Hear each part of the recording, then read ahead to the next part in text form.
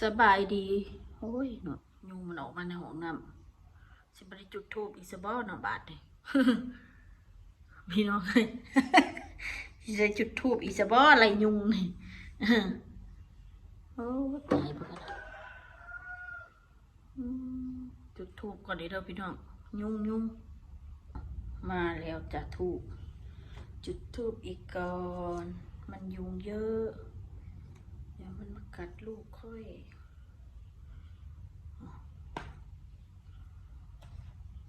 มาพี่น้องมัน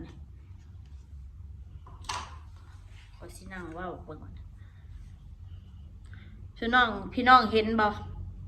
เห็นความอัปปีจังไรของมันบ่อีอันนี้เจ้าเห็นยุงบ่นี่เห็นบ่พี่น้อง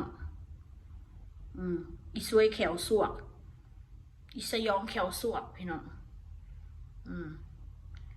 นี่แหละเขาว่าแหละคอยว่านะเนาะคนเฮาอ่ะไม่ได้ด้วยเลขก็เอาด้วยกลเอาด้วยเขาเอิ้นว่ายังไงพยายามยักเยียดพยายามพูดแต่ว่าคนอื่นน่ะบ่ดีว่าคนอื่นน่ะด่าพ่อด่าแม่คนอื่นทั้งที่ตัวมึงเองสันดานมึงเองนะมันกับไม่ได้ใช่ย่อยว่าซั่นซะอีสาระเลวตัวนี้ค่ะพี่น้อง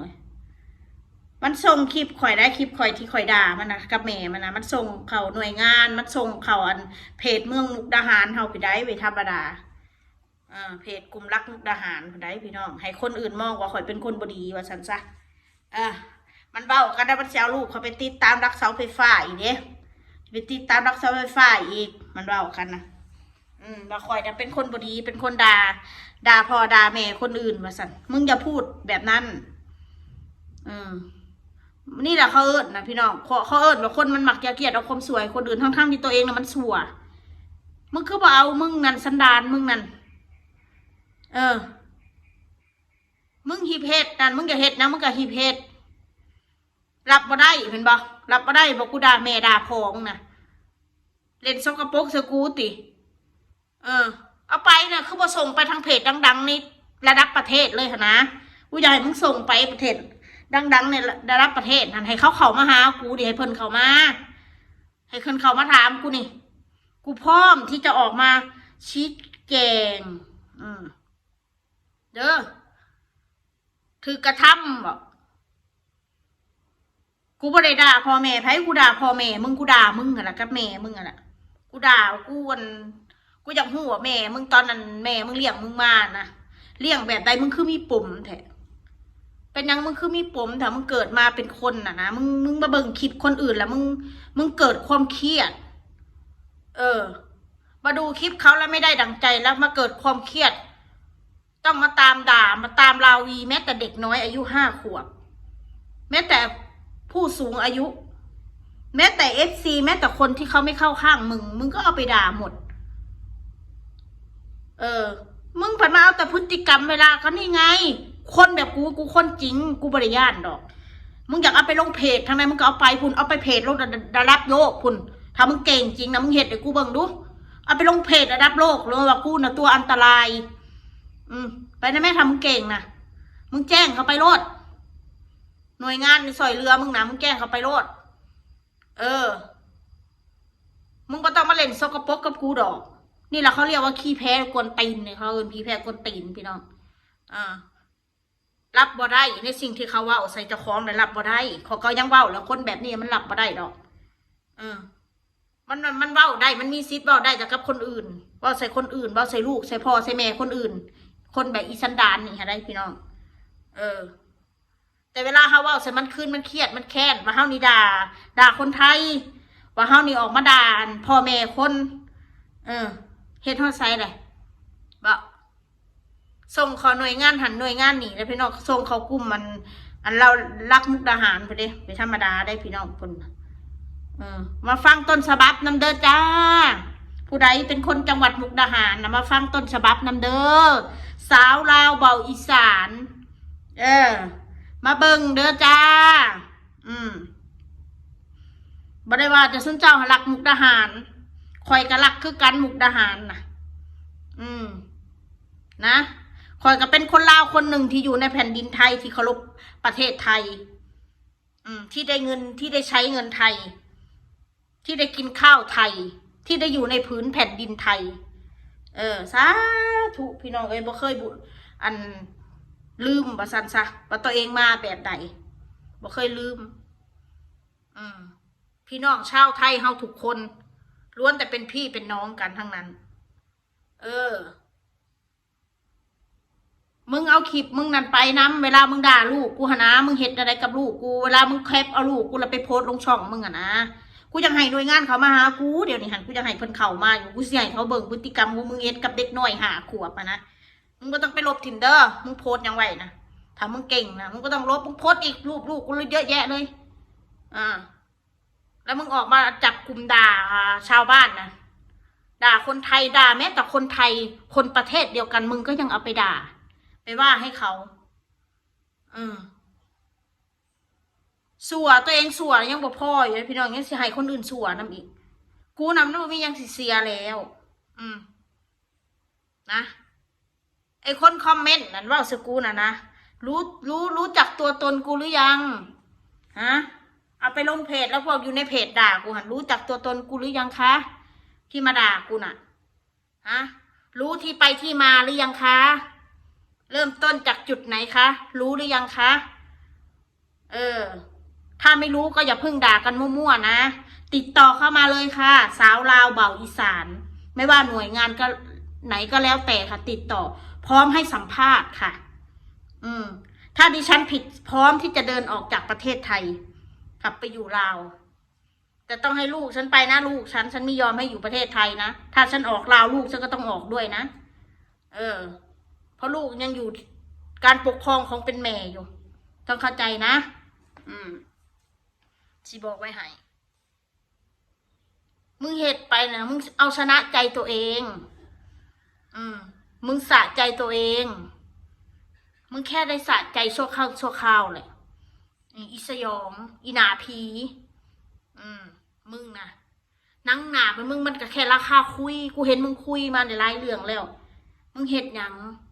งประสบผลสำเร็จก่อนที่มึงจะไปแจ้งหน่วยงานนั่นหน่วยงานนี่มึงกรุณาเปิดเผยหนังหน้ามึงก่อนให้มึงมาเดินขบวนก่อนมึงเหตุกับกูเบิ่งก่อนเอาไหมหามึงเก่งมึงไปจับคนในมุกดาหารมาเดินขบวนกับมึงมาขับไล่กูออกมาจากนอกประเทศนี่เอานะแม่มึงเหตุได้ไหมแล้วกูก็สิให้เขาเบิ่งพฤติกรรมของมึงในช่องของมึงพักพวกมึงดูซิว่าคนไทยเขาก็สิเข่าขางมึงดิบอเห็นว่ามึงเป็นคนไทยกันเลยลูกกูก็คนไทยถือกระทำกับผู้ใหญ่หมาแบบมึงกระทำเด็กคนหนึ่งเด็กน้อยที่ยังไร้เดียงสาที่ยังไม่รู้เรื่องอะไรเลยเด็กที่เขายังบริสุทธิ์อยู่มึงไปทำร้ายเขามึงจองเวรจองกรรมไม่แต่อยู่โรงเรียนไหนมึงก็จองเวรจองกรรมมึงหาว่าพ่อแม่ทำพฤติกรรมไม่ดีออกโซเชียล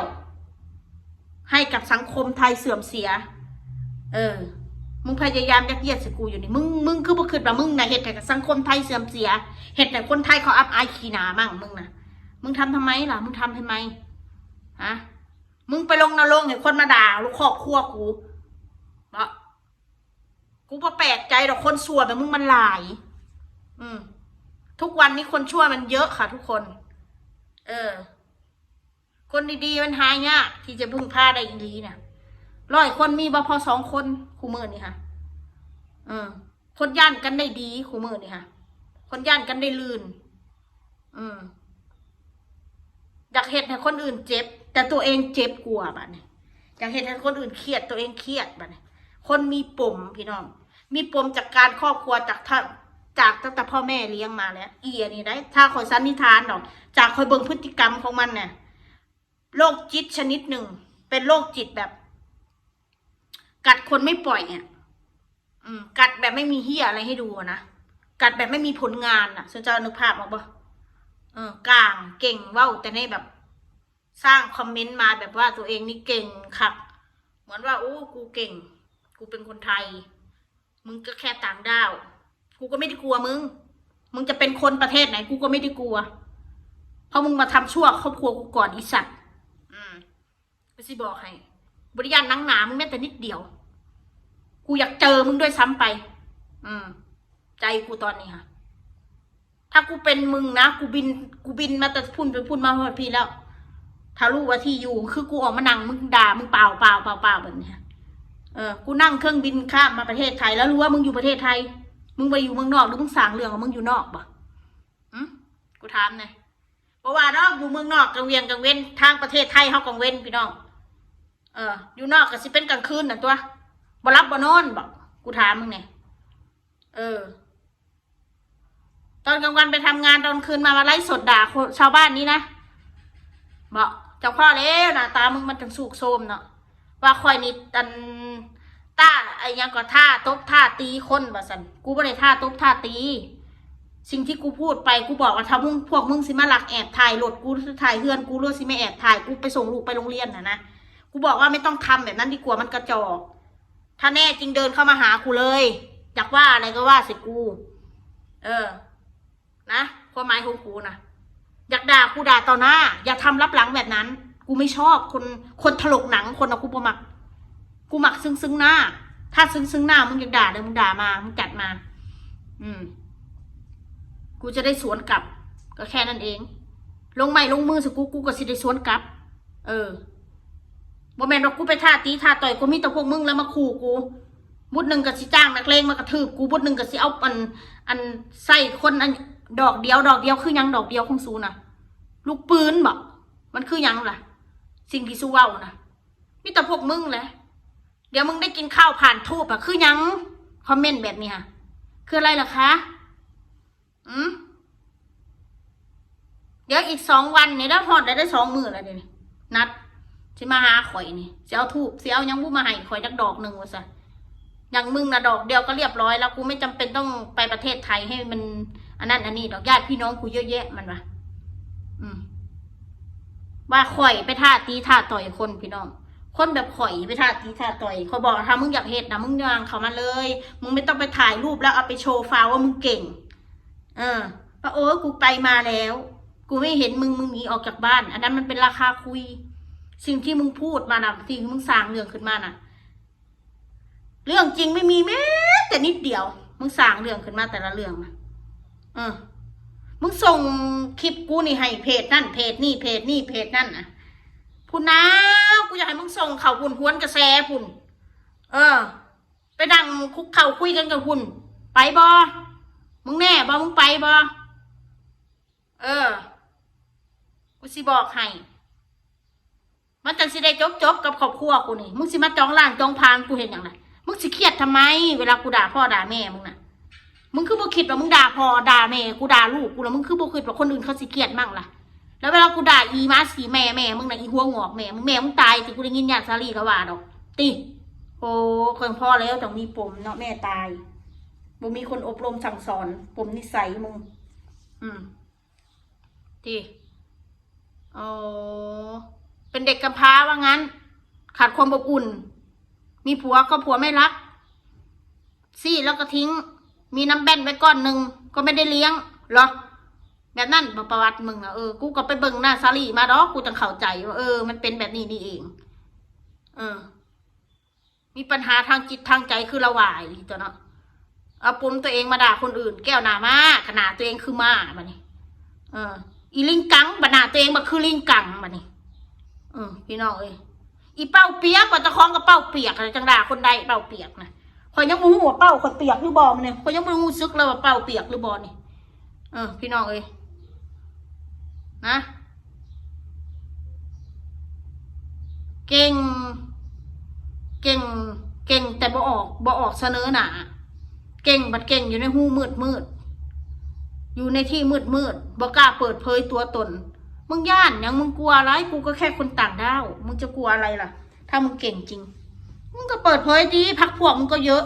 กูไม่มีพักพวกได้กูนะกูสู้ด้วยเนี่ยกูสู้ด้วยมือกูเนี่ยสู้ด้วยตัวเองเนี่ยสู้เพราะครอบครัวกูพอสิมาทำลายกูก็สู้ถึงที่สุดว่าสัจผู้ใดจะมองว่ากูเป็นคนไม่ดีด่าพ่อด่าแม่คนแล้วกูก็สิมาเปิดให้คนเบิ่งคือกันมาสู้ด่าครอบครัวกูแบบใดกูสิลองถามคนที่เขามาหากูนั่นถ้าเป็นพวกคุณจะคิดยังไงถ้าจะมาตอบว่าปล่อยเขาเถอะช่างเถอะฉันก็จะย้อนเข้าไปว่าก็คุณไม่ได้เจอ คุณไม่ได้เจอเหมือนฉันไงคุณก็เลยไม่มีความรู้สึกนั้น กสิตอบแบบนี้แหละถ้าเขาสิมาว่าปล่อยเถอะนะบางครั้งก็ปล่อยคนเรามันก็ต้องปล่อย บางครั้งอันไหนที่มันเกินไปมันล้ำเส้นเกินไปน่ะ อย่างไปก้าวไก่น้องมานานที่โรงเรียนเนี่ย มันก็ไม่ใช่ ที่พวกมึงส่งคลิปไปทางโรงเรียนหรือว่าส่งทางเพจหน่วยงานต่างๆคือยังคือมึงต้องการทำลายชีวิตคนคนหนึ่งอนาคตเด็กคนหนึ่งถ้ามึงจะทำร้ายมึงมาทำร้ายกูนี้มึงไม่ต้องไปทำร้ายลูกกูปล่อยให้เขามีอนาคตของเขาไปเด็กน่ะส่วนเรื่องกูจะมีปัญญาส่งเสียลูกกูเรียนไหมหรือไม่เรียนมึงไม่มีปัญญาเรียนโรงเรียนเอกชนรัฐบาลเขาก็ให้เด็กเรียนเพราะว่าประเทศไทยเขาช่วยเหลือเด็กเขาให้ความสำคัญกับการศึกษาประเทศไทยนั่น